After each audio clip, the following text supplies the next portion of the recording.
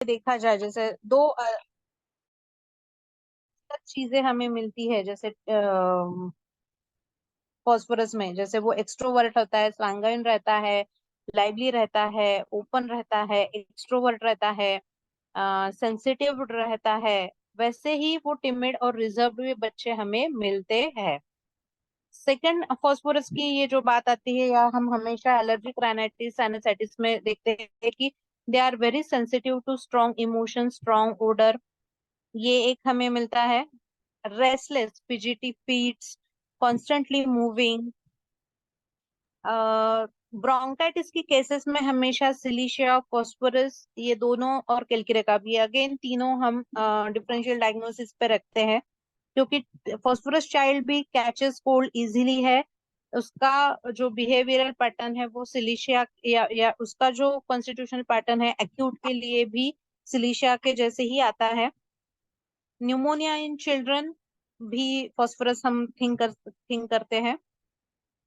परसों हमने एक केस की थी, डॉक्टर नीलिमा गाजरे हमारे जो यूनिटी में काम करती है, वो उनके यहाँ एक केस आई थी। उनके कोई उनके पुराने पेशेंट की रेफरेंस से आई थी। वो भी बच्चा, हम दोनों ने वो केस ली थी कि दैट पेशेंट हैज 3 साल का बच्चा था, रिटार्डेड डेवलपमेंट ऑफ स्पीच। तो उसको हमने फॉस्फोरस दिया है, एक महीना ही हुआ है। Let's see the progress of that patient also. Phosphorus patient एक जो मेरे पास एक केस आई थी, चाइल्ड की, बच्चे की थी, वो थी कॉन्स्टिपेशन की, जिसमें मैंने फॉस्फोरस ने देते हुए कैलक्रियाफॉस दिया था। तो वो भी कॉन्स्टिपेशन इन चिल्ड्रन, फॉस्फोरस, कैलक्रियाफॉस और लाइको, ऐसे 3 आए थे उसमें। तो कैलक्रियाफॉस ज्यादा मार्क था। तो अगेन कॉन्स्टिपेशन में भी हम सोच सकते हैं फॉस्फोरस। इपिस्टैक्सिस की, जैसे अभी चल रहा है, काफी समर है, तो हम फेरमफॉस, कैलक्रियाफॉस, फॉस्फोरस, हिमामालिस, आर्निका, ब्रायोनिया, ये सारी चीजें सोचते हैं, या फिर ये सारी रेमेडी सोचते हैं। तो one of the main remedy, if you think for the epistaxis in summer season, is phosphorus. These are my view about phosphorus. I have a 2 3 cases, one of BP and one of that child, and third one is of that retarded speech. Not much experience, लेकिन differential diagnosis में काफी बार phosphorus आया है। Thank you so much. Okay madam, एक question आया है आपके लिए चैट बॉक्स में। हम्म, आई विल हाँ, रीड। कैन हाँ. Differentiate between pulsatilla and phosphorus timidity? हो, पल्सेटिला आणि फॉस्फरस टिमिडिटी आपण डिफरन्शिएट करू शकतो. चाइल्ड, प्रवीण जैन सरांच्या याच्यात लिहिलेलं आहे की child wakes up at night and comes to parent bed. तो पल्सेटिला, स्ट्रॅमोनियम आणि फॉस्फरस हे 3 येतात. पल्सेटिला, फॉस्फरस हा चिली आहे, पल्सेटिला पण चिली येते. पण पल्सेटिला इतकी एक्स्ट्रोवर्ट नाहीये जितकं, किंवा हा टिमिडिटी मध्ये बघू तर जसं आपण काही फॉस्फरस, म्हणजे तो पेशंट सांगतो कधी कधी की नाही, हा इतका टिमिड नसतो, किंवा पल्सिटीला पेशंट इतका मॅग्नेटाइज नाही होत. सेन्सिटिव्हिटीच्या मानाने टिमिडिटीच्या याच्यावरनं आपण डिफरन्शिएट करता. पल्सिटीला आणि फॉस्फरस जर डिसीज घेऊन आले तर आपण डिफरन्शिएट हे सेन्सिटिव्हिटीच्या याच्यावर करू शकतो. दोघांमध्येही टिमिडिटी आहे, तर आपण दूसरा पॉइंट, हम जो दूसरा पॉइंट लेंगे सेंसिटिविटी का, तो उस पे हम डिफरेंशिएट कर सकते हैं. पल्सिटीला ज्यादा टिमिड रहता है phosphorus.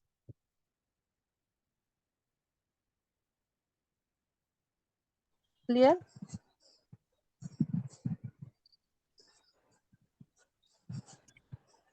Yes ma'am. Poonam ma'am, आपको कुछ बोलना है?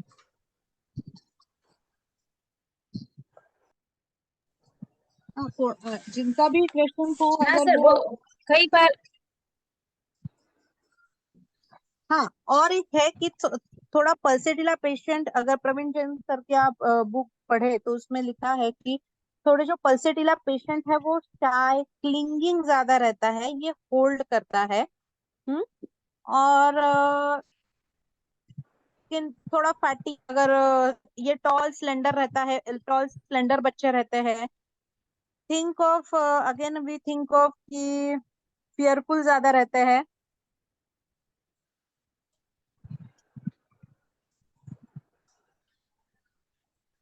थर्मल ऑल्सो डिफरेंट बर्ड हाँ, मैन। थर्मल तो डिफरेंशिएशन पॉइंट है, हाँ सर, कई लेकिन बार फिर भी ऐसा होता है फॉस्फोरस और हम्म, पल्सेटिला के बीच में हम डिफरेंशिएट नहीं कर पाते, मैं कंफ्यूज हो जाती हूँ स्पेशली पीडियाट्रिक चाइल्ड में। तो मैडम ने बताया कि सेंसिटिविटी को हमें डिफरेंशिएशन में लेना चाहिए, हा वो आणि सही लग। पल्सेटिला प्रत्येक वेळेला चिली नाहीये ना, पल्सेटिला तशी हाँ, पल्सेटिला हम देखते तो हॉट हॉट पेशेंट है, थर्स्टी, हॉट है, फॉस्फोरस थर्स्टी है, तो पल्सेटिला थर्स्टलेस है। फॉस्फोरस। हाँ, हाँ, और फॉस्फोरस के जो डिस्चार्जेस है वो क्लियर है, इट इज नॉट टिनाशियस और येलोइश लाइक ये। और पल्सेटिला थर्ड थिंग है कि फॉस्फोरस में काफी बर्निंग है कंटिन्यूअस, पेशेंट पहले बताता है कि मुझे बर्निंग हो रही है, और हमें पल्सेटिला में बर्निंग नहीं मिलेगी, हालांकि phosphorus we think of acute also, and pulsatilla we think of for secondary मतलब जब येलोइश डिस्चार्जेस सेटअप हो जाते हैं तब हम सोचते हैं। हेलो, गुड तो इंटरप्ट करूँ का थोड़ा सा? एंजियोबिलिटी भी एक देखेंगे हम। हॅलो, हम्म। आवाज येतोय? हो, येतोय सर। पल्सेटिला आणि फॉस्फरसच्या टिमिडिटी मध्ये बेसिक जो डिफरन्स आहे ना, पल्सेटिलाची टिमिडिटी फक्त आईसाठी असते. आई मला घेऊन बस, किरकिर किरकिर, आणि फॉस्फरसची पूर्ण सोसायटी असू शकते. त्याला कोणी उचलून घेतलं तर फॉस्फरस शांत होईल, पण नहीं, पल्सेटिलाला आवाज नहीं फक्त आ रही आई है असते. Sir. Hello hello hello hello. हाँ डॉक्टर विशाल, हिंदी और English only. The basic difference between pulsatilla and phosphorus timidity: pulsatilla timidity is only for mother, not for anyone else. If the child is crying continuously, only she or he needs mother's lap. Otherwise, she or he didn't stop crying or anything. But if phosphorus child is crying, anyone can pick up, then he will stop his crying. So basic difference is phosphorus is society. What we say, he can calm by anyone, but pulsatilla timidity is for mother. Pulsatilla timidity is without any cause. Phosphorus is intellectual. He or she is timid pulse at the level of disease, in the fever, or if he had some injury or epistaxis, then only they show fear and timidity. Otherwise, they are jovial and enjoying the nature as well as society. जैसा pulsatilla is for mother, लेकिन उसको उसके favourite toys भी चाहिए, अगर teddy bear है या फिर थम सकिंग करेंगी, फेवरेट ब्लैंकेट लगेगा, ये भी पल्सेटिला में है। फॉस्फोरस को कोई भी पर्सन चल जाएगा, phosphorus is never attach with any substance और things.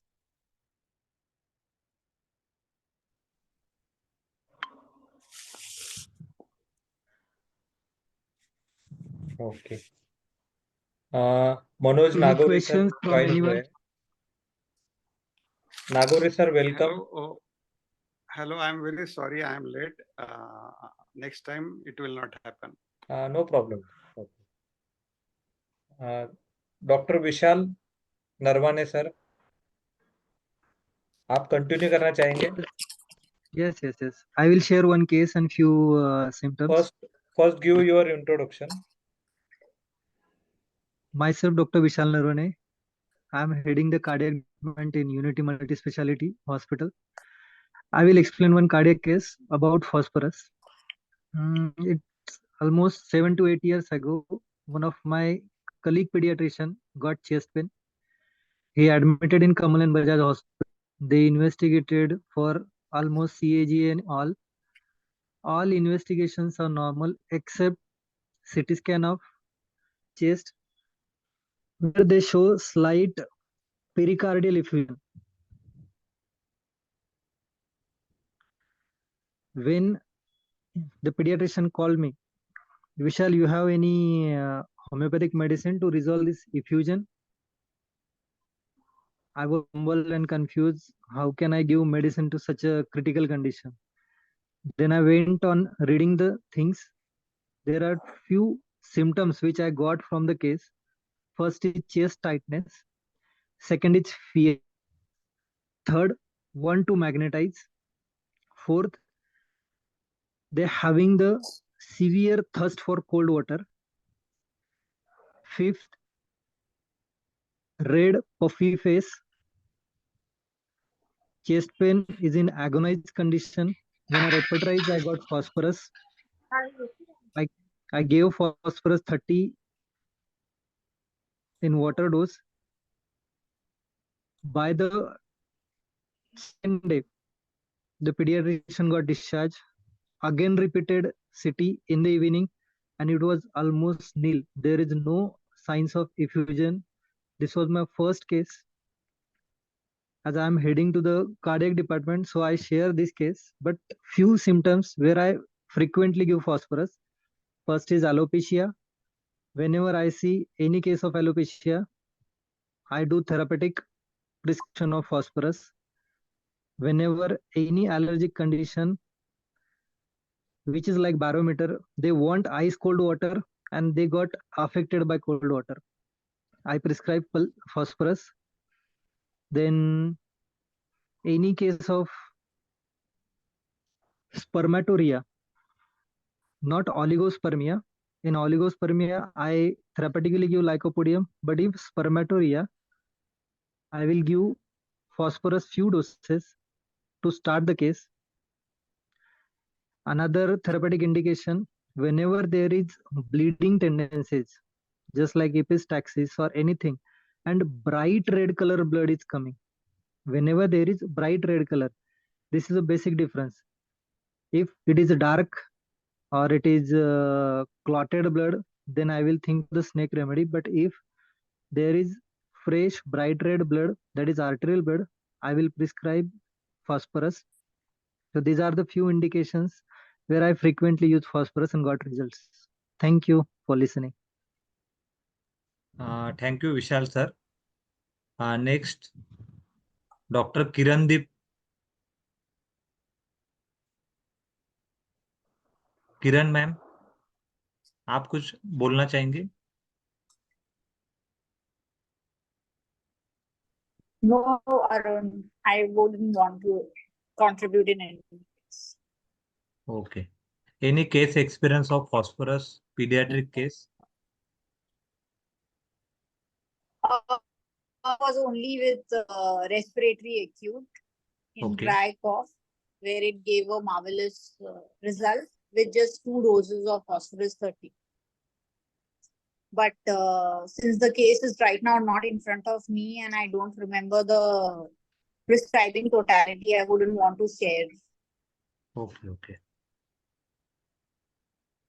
Okay, So my apologies. okay, okay. Nagori sir, आप कुछ शेयर करना चाहेंगे? आज तो नहीं कर पाऊंगा यार, मैं थोड़ा करीब मतलब थोड़ा सा हरीड में ज्वाइन किया हूँ, आज कुछ ओके, नहीं ओके, कर पाऊंगा। Okay sir. नेक्स्ट 2 नाम है, उन्होंने नाम लिखा नहीं है। एक छोटी सी केस बता दे तो अभी हाँ, हाँ सर, याद आ बोलिए। रही है। Okay sir. हाँ, मेरे पास एक लड़का आया था और उसके दांत जो है वो रेगुलर पैटर्न में नहीं थे। उसके दांत जो है वो मतलब शायद उनको आजकल वो करते हैं ना, क्लिप लगा के सीधा करते, ऐसे वो दांत अपीयर हो रहे थे बच्चे को। And at that time I study the case and after giving phosphorus he doesn't need the clip, but वो एज में था कि जिसमें टीथ अपीयर हो रहे थे, मतलब not appeared total teeth, only 2-3 teeths was appeared, जो हम लोग 6 साल के बाद देखते हैं परमानेंट टीथ, और वो इरेगुलर थे, मतलब उनका जो रेगुलर हमारा पैटर्न था वो नहीं था वो केस में, और ऐसा लग रहा था कि बच्चे को लॉन्ग टर्म में क्लिप लगेगा। but I studied the case and I got a therapeutic indication of phosphorus.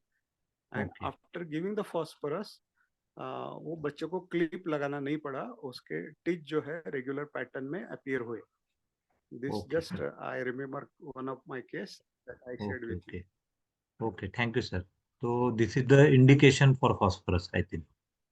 Yeah. It It is was a just 6 साल का बच्चा था, दांत अपीयर होना शुरू हो गए थे और okay. वो रेगुलर पैटर्न में नहीं आ रहे थे. ऐसा लग रहा था कि अभी इसको क्लिप वगैरह बैठाना पड़ेगी. But I studied for therapeutic point of view only, or I come to phosphorus. And after giving phosphorus, वो पूरे teeth वो बाबा के जो है वो अभी क्लिप नहीं है. He is now 18 years boy. Okay. And his उसको क्लिप लगाए बिना ही फॉस्फोरस के मतलब आफ्टर प्रिस्क्रिप्शन ऑफ फॉस्फोरस उसके दांत रेगुलर पैटर्न में डेवलप हो गए. Okay, okay. Thank you so much, sir. Okay. Thank you. Next, Dr. Sagar.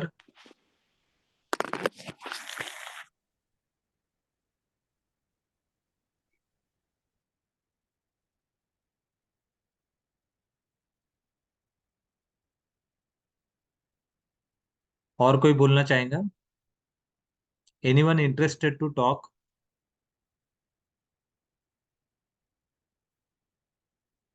Okay. मैं एक केस शेयर करना चाहूंगा. बड़े मैम शुरू करूं? यस सर, आप शुरू ओके. कीजिए. हाँ, तो ये एक्सपीरियंस बहुत पुराना है. मैं फर्स्ट ईयर एमडी का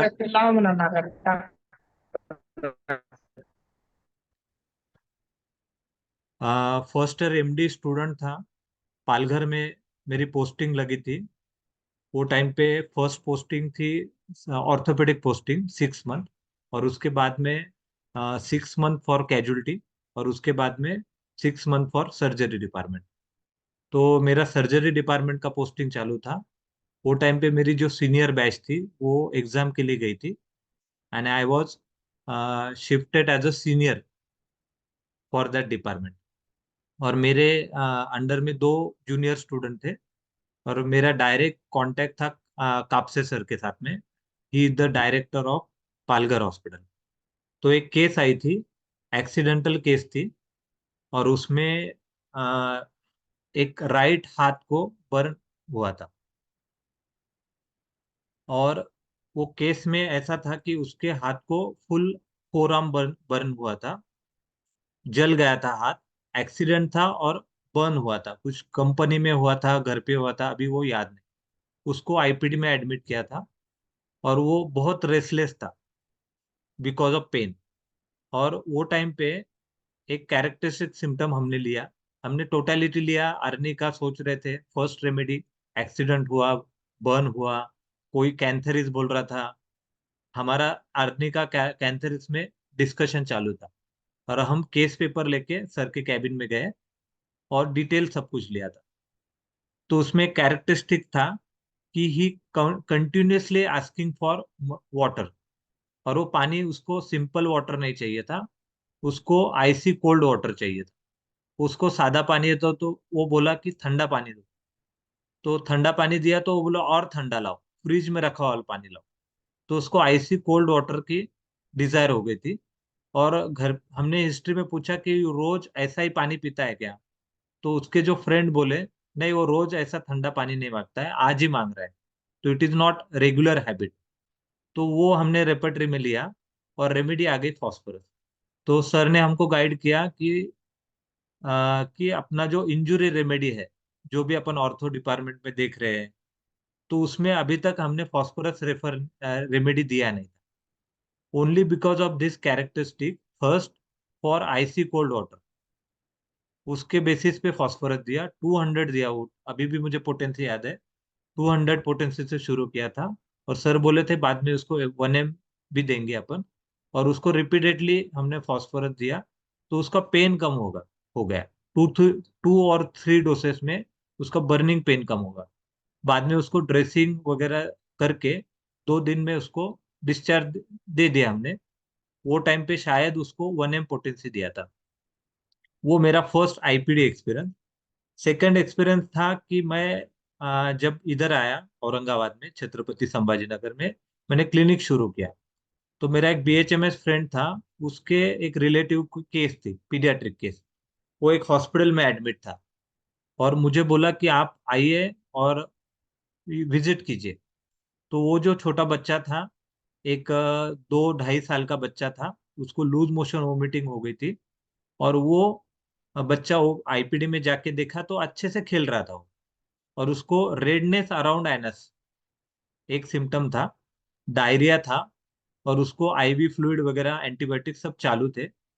मगर वो डॉक्टर की इच्छा थी, जनरल प्रैक्टिशनर मेरे फ्रेंड की, कि उसको होम्योपैथी चालू करेंगे ताकि अच्छा रिजल्ट आए।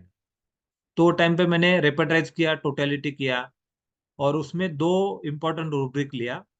एक चीयरफुल ड्यूरिंग डायरिया, या चीयरफुल ड्यूरिंग एक्यूट, जिसमें वीकनेस नहीं था, absence of weakness during diarrhoea vomiting. और सेकंड सिम्टम लिया अपेटाइट इंक्रीज ड्यूरिंग फीवर, उसको बुखार भी था, टेम्परेचर था। तो ये 2 रूब्रिक के ऊपर फॉस्फोरस दिया। और मेरा एक फ्रेंड है बार्शी में, वो होम्योपैथिक पीडियाट्रिशियन है। उसको मैंने कॉल किया और उसको पूछा कि प्लेफुल है and during diarrhoea, playful during diarrhoea. तो बोला ये 2 रेमेडी में आता है, एक है सल्फर, दूसरी है फॉस्फोरस। तो सल्फर जो है, अपने को मालूम है कि इट इज अनहेल्दी, अनहाइजीनिक। उसमें भी playful during diarrhoea, playful during fever आता है। पर वो जो बच्चा था वो कैसा नीट एंड क्लीन था, वो नए नए कपड़े पहनता था। वो थोड़ा सा वो टाइम पे डिफ्रेंशिएट किया सल्फर फॉस्फोरस, और उसको फॉस्फोरस दिया। That is a second case of IPD case. और बाद में रेगुलर ओपीडी में एक रूब्रिक मुझे हमेशा काम में आया, अपेटाइट इंक्रीज ड्यूरिंग एक्यूट। जो भी एक्यूट आता है जिसमें मुझे अपेटाइट बढ़ा हुआ आता है, I give think of phosphorus, और उसमें अच्छे रिजल्ट मुझे आते हैं। तो ये डेली ओपीडी के रूटीन केसेस में मुझे ये रूब्रिक काम में आता है। And second indication, desire for IC cold water. जो भी केस में मुझे आता है, एक्यूट है, क्रॉनिक है, आईसी कोल्ड वाटर है, तो I will think of phosphorus. और इन जनरल अगर फॉस्फोरस देखा जाए प्रैक्टिस में, तो नीट एंड क्लीन पेशेंट आते हैं, अट्रैक्टिव रहते हैं। छोटे बच्चे रहे तो उनको देख के अपने को लगता है कि बहुत अच्छे हैं बच्चे, उनके आईज बहुत अट्रैक्टिव रहते हैं।